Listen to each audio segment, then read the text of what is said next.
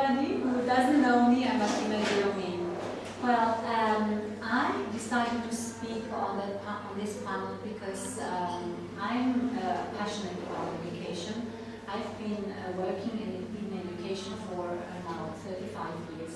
Education really means everything to me because I believe, as it was mentioned already a few times also today and yesterday, education is the most powerful, I don't like the word weapon, although it belongs to Mandela, Nelson Mandela, but it's really the most powerful tool to change society. So, homeschooling and unschooling versus traditional institutional education, what does that mean? First of all, I would like to say that I'm coming from a country, I'm from Italy, where homeschooling was not a possibility for many years. It was only introduced in the past 15 years, and it became legal. So I became a teacher 35 years ago, knowing that homeschooling is actually not possible. So when a student wouldn't come to school, the student would be caught, so to say, by police and brought into school. So this was my mindset. And throughout my experience as a teacher, as a university lecturer, then as a principal in diverse different educational systems, I got aware of what else is possible, right? What else is possible. So the first moment when I realized what else is possible was when I started to teach in international settings. In international schools that were based on the international methodology, where the focus was on inquiry-based learning, on the uniqueness of each individual student, and on a personalized learning program for each student, so that each student actually grew up by understanding that the student is a very important part of society.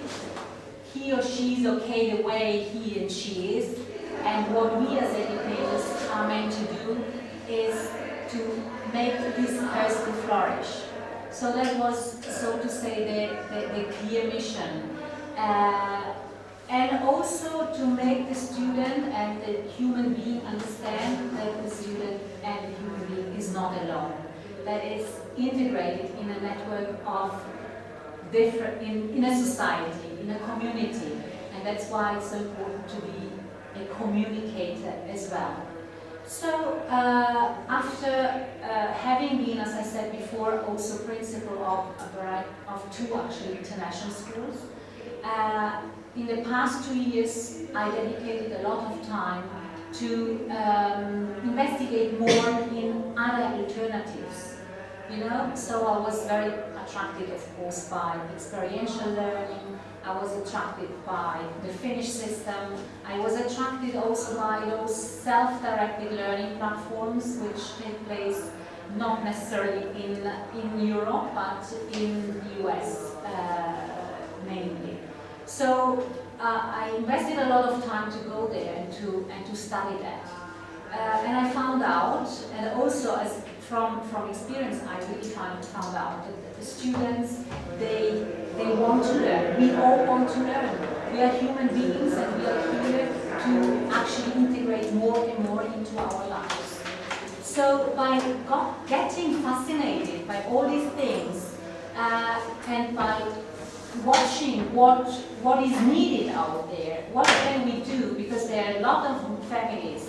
I encountered many families who said, now we are entering, or we have already started to enter a society where our businesses changes. We travel a lot. We are not anymore in a situation of, let's say, expat situation where we stay for 3 or 5 years in a specific place and then we move on, and so we have an international school context we can send our children to. No, it's people, it's families who work online. They move much more regularly. They may spend just a few months somewhere, right?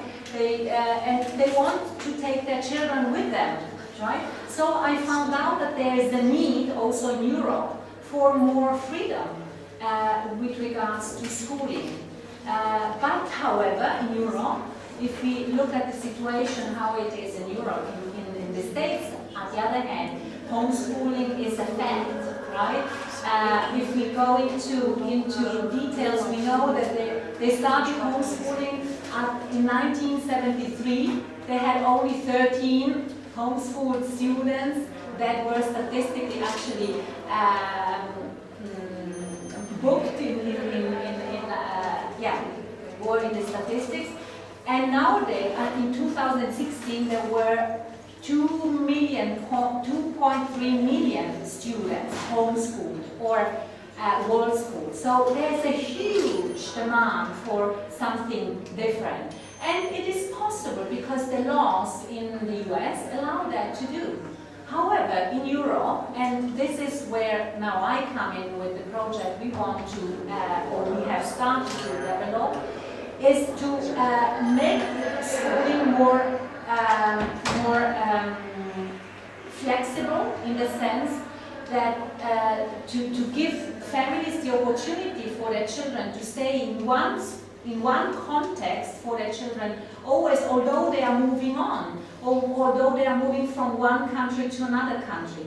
However, in Europe, as I said just right now, we have a very complex law situation because although the majority of the countries are part of the European Union, not all countries apply the same laws in education. So we would like, so our project is to offer a platform, so it's the School Beyond Limitations, it's called the School Beyond Limitations, where we want to offer students of families, digital nomad families, the possibility to go through the entire cycle up to A levels, because we are not offering yet because we are now in the pilot phase and we are not yet at the stage of IGCSEs and A levels because our students are younger, but we want to offer them at the end of the day A levels and IGCSEs so that the students can then enter all university paths they ever want to go for, or they want to, or also professional destinations. So that everything is, so to say, open. Yes, this School Beyond Limitations, the complex situation about it now is that we want to operate in the time zone, in our time zone, so throughout whole Europe, plus 3 hours up to Moscow and 1 hour minus, including also Ireland and all the Africas as well. So for students to come together, so we have 2 different modalities here. One modality is the online modality where they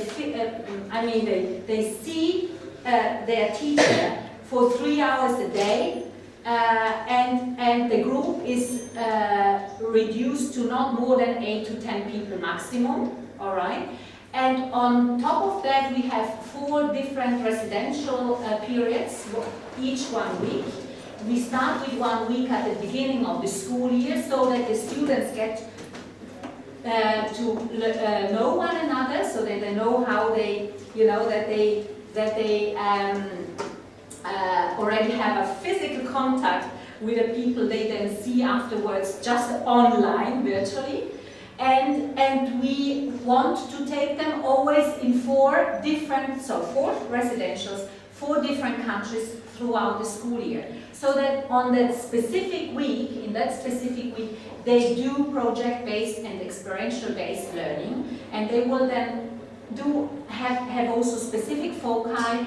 Let's say if we were to come to Portugal, we could go, for instance, to U project, right, where permaculture, right, is cultivated, so that they have really something to learn from, and they can develop it from there. So it's based on constructivism, and based also on making sure that the students are indeed, or become, or feel indeed as part of an entire world, of a global world, international world. And yeah, I wanted to just tell you, this is where we are working on now, the establishment of this new school beyond limitations, also in order for the students to see that we are not bound, especially nowadays, with the digital, possibilities. We don't have to go necessarily to a physical school only, one school only. We can take advantage of different modalities, of different places, and we can take our students not only for a school trip, but also for learning, from like the world schoolers, right, to different places. And yeah, our aim is to initiate it.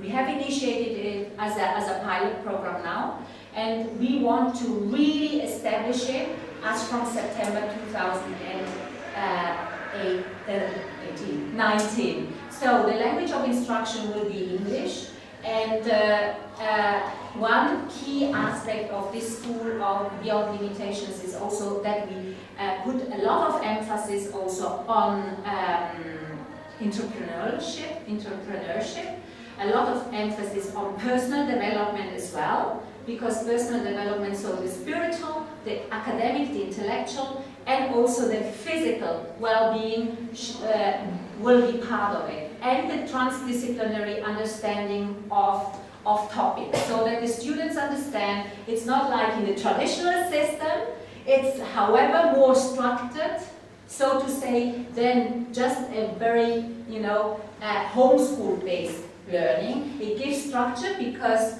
the students are geared towards a specific outcome, so that at the end of the day, they have the possibility of having all the paths for themselves open. So that's the presentation of our project, and you can keep your fingers crossed for us, because we are now with the lawyers, and we hope that the lawyers will give us now the go for this, so that we can really take off and make this a success. So, if you have any questions,